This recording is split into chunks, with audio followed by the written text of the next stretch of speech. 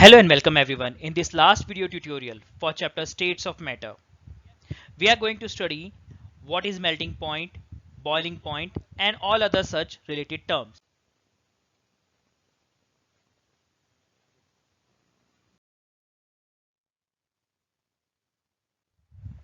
If we go according to the definition, the melting point or fusion is usually defined as the point at which material change from its solid state to a liquid state.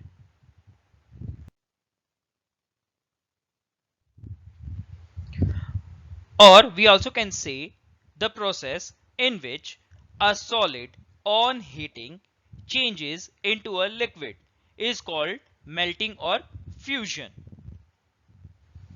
Conversion of ice into water is a basic example of fusion or melting. But here I am showing you an example of other than ice, I should say. Gallium is a metal with a melting point of 29.76 degrees Celsius. So if you hold it in your hands long enough, it will melt away. Look at the key, which is made up of gallium, and it is melting down on simple hand because of the human body temperature.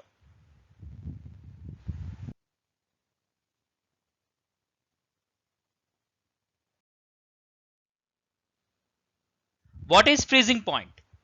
The process in which a liquid substance on cooling changes into solid is called freezing or solidification.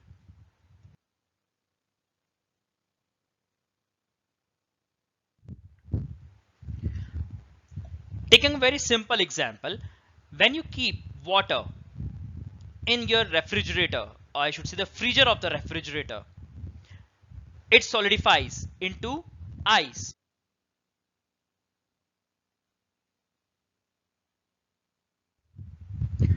But this is the thing which is visible on the physical thing, I should say on normal vision. If we look very clearly, or if we look through molecular status, then what is happening?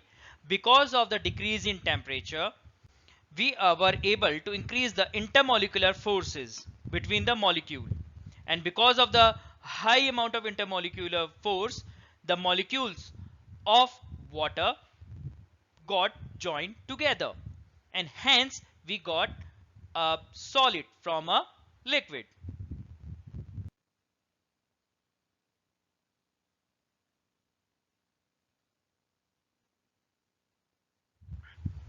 Now there is one information, I should say, other than text information.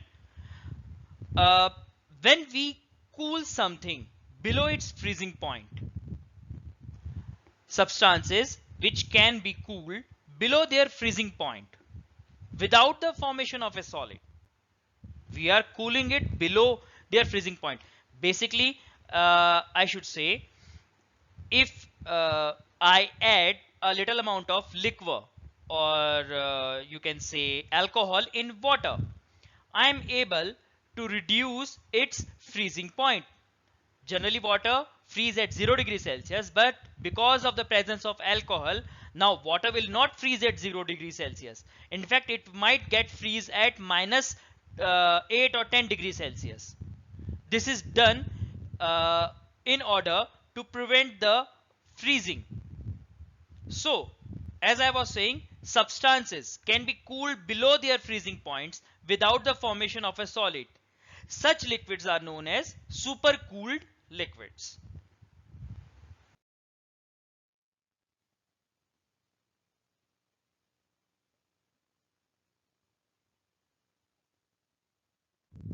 There is a very good and perfect thing in science. You don't have to go through only one definition. You can make your own definition if you know the context. For example, if I say for boiling point, there are multiple definitions available. The simplest definition is rapid forming and breaking of bubbles in a bulk. Rapid forming and breaking of bubbles in a bulk of a liquid being heated is called boiling. Basically, when we are boiling, we are able to find boiling water or boiling milk, we are able to find a huge amount of bubbles. So this definition is generally roaming around that thing. Rapid formation and breaking of bubbles in the bulk of a liquid being heated is called boiling. But there are some other definitions also. The fixed temperature at which a liquid boil is called its boiling temperature or boiling point. Previously, we were only watching it when we were discussing about the breaking of bubbles. We were only going through the physical appearance. Okay, this is the physical appearance that bubbles are getting formed. When we move further, when we added temperature, that is at a specific temperature, for example, for water, a specific temperature is 100 degrees Celsius. We got this definition that the fixed temperature at which a liquid boils is called its boiling temperature or boiling point. But when we are looking on a mass level, or when we are looking, or when we are adding pressure into it, yes, pressure is also responsible for boiling. The definition entirely changes. Now the new definition which we have is the boiling point of a liquid is the temperature at which the vapor pressure of the liquid becomes equal to the atmospheric pressure of the liquid's environment. At this temperature, the liquid is converted into vapor. Or I can simply say the temperature at which pressure exerted by the vapor of the liquid becomes equal to the external pressure. Generally, when water is kept inside the vessel, the pressure exerted by the molecules in the liquid is not equal to the atmospheric pressure. But when we heat, what we do, by because of heating, the pressure becomes equal for the molecule to the atmospheric pressure. So the definition becomes is the definition which comes out is the temperature at which pressure exerted by the vapor of the liquid. Are you able to understand? The vapor of the liquid, the vapor which escaped the liquid, which came out of the liquid. Now the pressure exerted by this vapor is equal to the external atmospheric pressure. At this point, boiling is happening. So for boiling, I doesn't need to boil it. I doesn't need to increase the temperature. If I go through pressure theory, if I apply a vacuum cleaner and I try to suck out the air out inside, if I place water in a closed container, and from this container if I take out the air, the water will start boiling. Now this can happen because of the pressure theory. Now water is not hot, but it is boiling. This thing is not in right now, is not in your syllabus. Only the context is which we have to study about is two factors which you should know, that physical appearance and the temperature. What is the effect of temperature? Pressure will you regarding the pressure you will study in the further classes.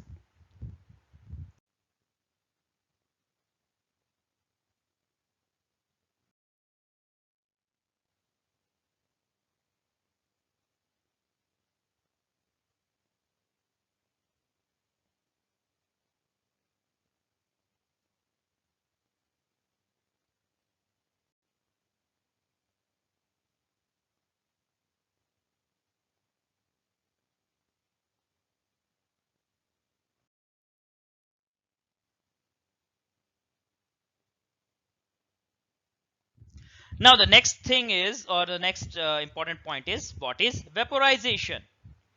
Vaporization can be defined as the process in which liquid state changes into vapor state.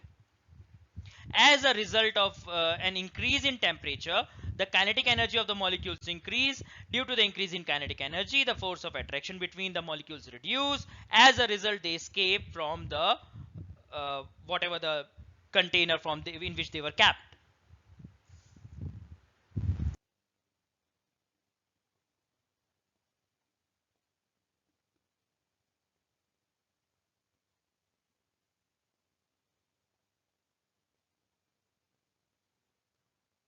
Definition for vaporization can be the process in which a liquid on heating changes into vapors is called vaporization. I am repeating again.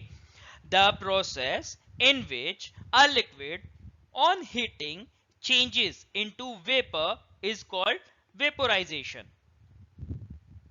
This is the very simplest form of definition which we can have for vaporization. You heat it and the vapors are coming out of it, hence vaporization is happening. But for vaporization, remember, but for vaporization, heat has to be applied. Without heat, vaporization can never happen.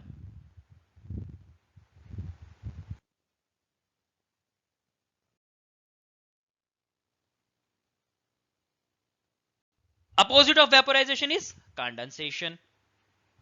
Yes, opposite of vaporization. In vaporization, I said you should apply heat. In condensation, now I am saying you should apply coldness or cool the substance. You remove the heat out of the substance. You will get the effect of condensation. Look at the images. Suppose a can, a Coke can or a glass filled with ice is capped on the table. Because of some voodoo, because of some magic, some water vapors start appearing outside the surface of the glass container or whatever the steel container. These water droplets, which are now getting collected on the outside of the container in which the ice or the cool water is kept. Does this water came out of the container? No, this water doesn't came out of the container.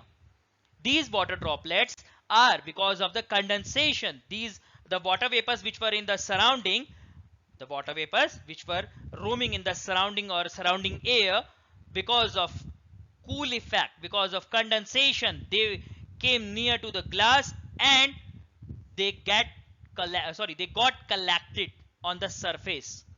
Hence, we got the condensation. So, for definition's sake, we can say the process in which vapors on cooling gets converted into a liquid is called liquefaction or condensation.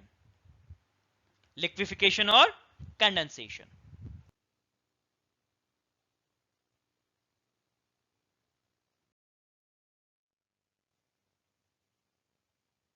All have observed two things happening. Uh, this is a summer season.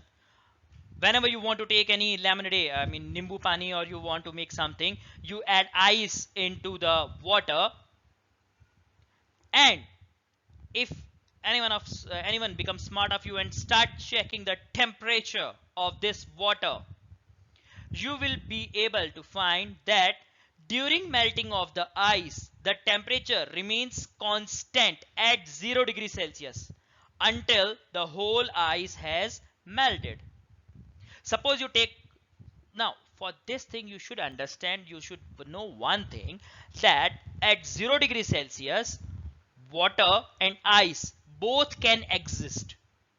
At 0 degrees Celsius, you can have water as well as you can have ice. Both exist in 0 degrees Celsius. For example, when you place any glass or any vessel of water inside the refrigerator to freeze it, you are able to find a layer of ice after some time, but still there is water inside it. You have to leave it for 3 to 4 hours to be completely for the complete solidification. But before solidification, you are able to find there is a layer of ice and water is also there. Now, if at this point you check the temperature of the water, it would be 0 degrees Celsius. Ice, of course, it will be 0 degrees Celsius. Now, if you take this container outside and again you measure the temperature, you will get again as 0 degrees Celsius for the water. The 0 degrees Celsius temperature will remain. The 0 degrees Celsius temperature will remain till whole of the ice is not melted. Once the ice is not visible in the water, after some moments you will be able to find now the temperature is rising from 0 to 1 to 3 to 4. The main question which arises, during the complete melting process of ice, why it was only having 0 degrees Celsius temperature? Why it was not increasing? But when ice was melting, why the temperature was not increasing? Similarly, when liquid is heated, once the temperature reaches 100 degrees Celsius, no matter how much you boil it, till the time water is inside the container, the temperature will remain 100 degrees Celsius, and whole of the once whole of the substance is now converted into vapors, then might be there is a temperature change. But till then, while the water is boiling, the temperature will remain 100 degrees Celsius. Why this is so? Why does temperature remain constant during melting and boiling? To understand this, we will discuss in this next slide.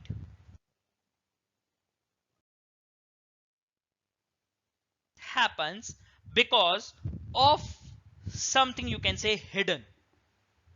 Yes, hidden heat. The word which we use it for this hidden heat is, in science, the word which we use for this hidden heat is latent heat. The heat supplied to the substance. The heat supplied to the substance which is getting absorbed to overcome the intermolecular forces. You all know that whatever the liquid or solid, whatever it be, it is the molecules in it are joined because of intermolecular force. Now, when we provide energy, what we are basically doing is we are providing energy to break these intermolecular bonds. Now, the heat which is absorbed by the molecules to escape these intermolecular bonds, to break these intermolecular bonds, this heat is not visible to us on the thermometer scale. This is the heat which is absorbed by the substance. Hence, this heat is not visible, so we call it latent heat or hidden heat.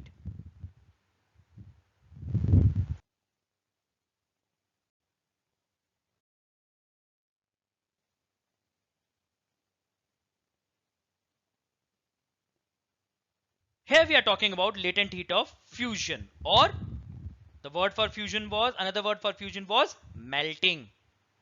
So basically what we are talking about here is when we place 1 kg ice in a container, the moment this ice absorbs 3.35 into 10 to power 5 joules of energy, the moment this ice absorbs 3.35 into 10 to power 5 joules of energy, it changes to water at 0 degrees Celsius. Now, this heat was absorbed by ice. Now, if it is absorbing, it will take some time. Because of this time, when the ice is melting, because of this heat, when the ice is melting, we are not able to find any change on the thermometer. So this is the definition of the latent heat of fusion becomes the latent heat of fusion of a substance is the quantity of heat required to convert 1 unit mass. Now 1 unit is, it can be either 1 kg or 1 gram of the substance from solid to liquid state at its melting point. At its melting point, that is 0 degrees Celsius or whatever be the melting point of that substance, without any change in temperature. Now temperature is not changing because ice was also at 0 degrees Celsius. Water which we got is also at 0 degrees Celsius. So temperature is not changing, but ice absorbed 3.35 into 10 to power 5 joules of energy. Hence, this is the reason ice at 0 degrees Celsius is more effective in cooling than water at the same temperature.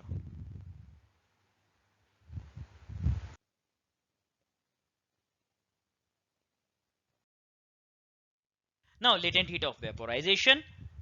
Another word for vaporization is boiling. The latent heat of vaporization of liquid is also called the latent heat of boiling of a liquid.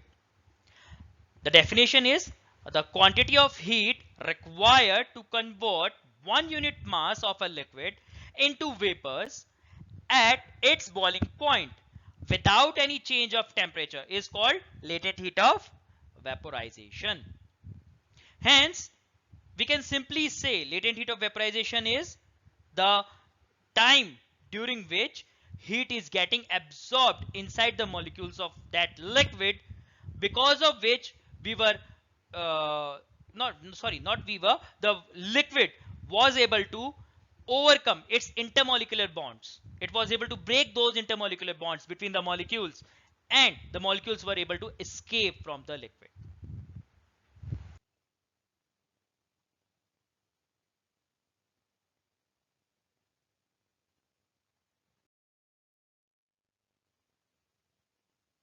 If we talk about latent heat of vaporization of water, the definition will be: the latent heat of vaporization of water is the amount of heat required to convert 1 unit mass of water into vapor at the boiling point of water. Try to understand. Water which we were boiling at 100 degrees Celsius gained 22.6 into 10 to power 5 joules of energy. Water gained 22.6 into 10 to power 5 joules of energy. 1 kg water gained this energy. And now whole of this water is changed to steam. Now we have 1 kg of steam at 100 degrees Celsius.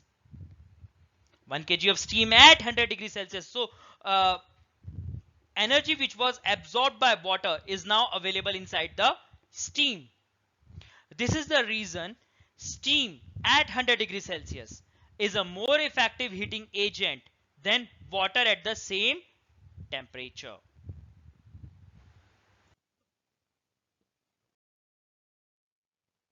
Is factors affecting rate of evaporation. One thing you should know here is, what is evaporation? Evaporation is the process in which a liquid changes into its vapor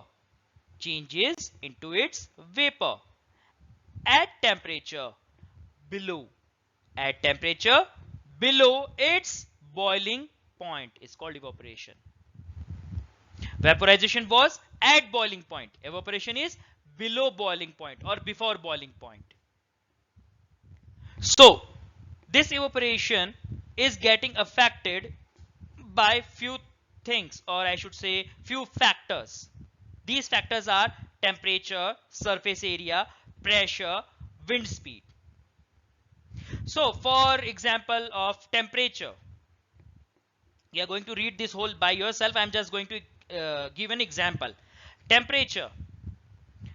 If I keep a glass of water, a glass filled of water inside a room, a dark room, where I should say there is proper coolness, it's there, cooling is there, so the temperature is not increasing, and same amount of water in an identical vessel is kept in the in an open summer under the sun, we would be able to find the water which was kept in the open inside sun. In that container, the amount of water will be less after the completion of day. Why this? Because there will be heat. Now sun is not going to give 100 degrees Celsius of temperature, so water is not going to boil. The temperature might be between the yesterday's temperature was 45 degrees Celsius, so the temperature will vary between 41 to 45, so it is not a boiling point, but still water is getting evaporated. The water is vanishing. The water is vanishing from the vessel. Vanishing means gayab hona.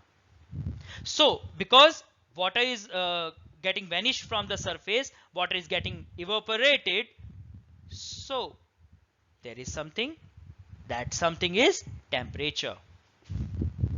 Another is surface area. Similar example,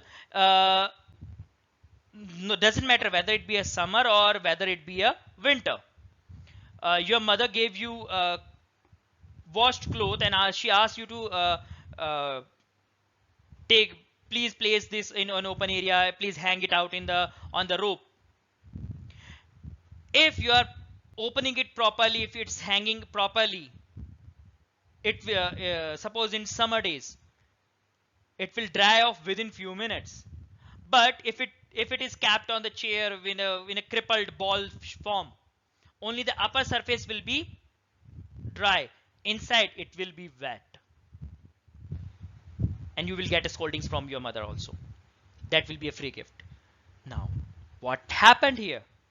Because surface area increased, so water evaporated faster, and because in that case surface area was less, the evaporation was low. Now another example for this is, if I used a plate in which you eat food, and I keep that plate in an open area in sun, and pour a, you can say, a bowl of water inside it, and with the same bowl I filled the same amount of water, and both are kept under the sun. Now because the plate is having larger surface area, the amount of water from that plate will get evaporated very faster, and because the bowl is having small surface area, the amount of water will be which will be evaporated will be very low. Now talking about pressure. Yes, pressure is inversely proportional. Increase the pressure, if I increase the pressure, what will happen? The vapors from the surface will not be able to break the surface free. In order to come out of the liquid, they have to break the surface. But because of high pressure, the molecules will not be able to break the surface. As they are not able to break the surface, they will not be able to evaporate. So if I increase the pressure, evaporation will be less, and if I decrease the pressure, evaporation will be high. Wind speed. What will happen with wind speed? Now suppose there was some you can say, there is a surface, on that surface there, I should say, a body of water. It can be a river, it can be pond. You are standing near it in prop in proper humid day, and a proper humid day. Now humid day, humid means humidity. You should be understand about this word humidity. The word humidity means the amount of water which is present in the air, which is already present in the air. Now if the humidity is very high, the amount of water vapors coming out of the water body will be less, because air does have a I should say a limit to hold the water. If that limit is already filled, it will not be absorbed to hold more water vapors. But at the same point, if a cold breeze or whatever, wind start blowing, so it will take the air which was already having huge amount of water vapors with it. So new area will be there for water vapors to fill the space. So hence wind speed also affect. If there is no wind blowing, then the vapors which are coming out of the water will not find space in the air. And when wind is blowing continuously, the particles, or I should say the vapors coming out of from the liquid, or I should say water, will find some place in the air where they can stand. So, another example for this is, suppose there is a lift. In this lift 10 persons can enter. Already 10% are inside the lift. You can't send and you can't force another 11th person to, or you can't push him, please go inside, please go inside. You have to wait till the lift comes back. Similarly, when water is when air is already having the amount of water vapors it can hold, you can't force other vapors to get inside it. But when a new breeze will come, when wind will start blowing, then you will receive a space where new water vapors can enter.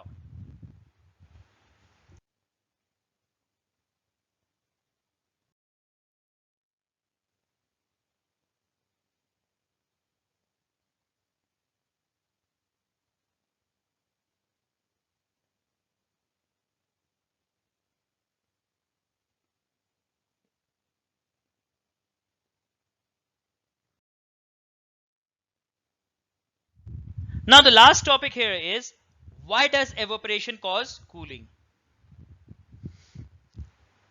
Basically, to explain this topic, you first of all you try to understand why cooler, which uh, which is kept inside hot summer, is able to give cool breeze.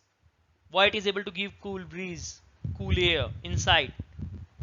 Though air outside is hot, but the air which is coming inside is cool. I'm not talking about AC, I'm talking about cooler, normal desert cooler. Why it is able to cool? It is able to cool because of the cooling effect of which is a natural phenomena by evaporation.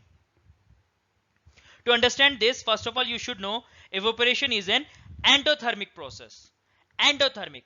Endothermic means the process which absorbs energy. Burning, when I burn a paper, I am able to get heat out of it. This is called exothermic process, where I am able to get heat out of it. But those process which absorbs heat from the surrounding are called endothermic process. Evaporation causes cooling because in order to change its state, the matter must either gain or lose energy. It must either gain energy or lose energy. In case of change of phase from liquid to gas, molecules of matter require energy to overcome their intermolecular attraction. To overcome the intermolecular attraction, they need energy. Once they gain the energy, they will have the kinetic energy. Once they have the kinetic energy, they will be able to go outside of the liquid. Generally, when energy transfer occurs, it results in an increase or decrease in temperature of the substance, depending on whether energy is being transferred from the substance to the surrounding or vice versa. Both things can happen. For example, on a hot day, we perspire, that is, we sweat. When this sweat evaporates, it absorbs the heat required. It absorbs the heat from our body. The heat is required by the water vapor, by the sweat. The heat is required by the sweat so that they can change into vapors. But from where they will absorb this heat? From the body. Hence, our body feels cool. Similarly, when you can say whatever the grass on the window panels of the this desert cooler is completely wet, or I should say completely drenched with water, at that point when air passes through it, what happens is the heat energy of the air is absorbed by the water. Hence, this water changes into vapors. Now, because this energy is already absorbed by water and they are already in vapors, now the air, what will happen to the air? Air was having heat. Now heat is absorbed by water, so air will have no heat now. This heatless air become cool and we feel the cooling effect. That is the reason why evaporation causes cooling.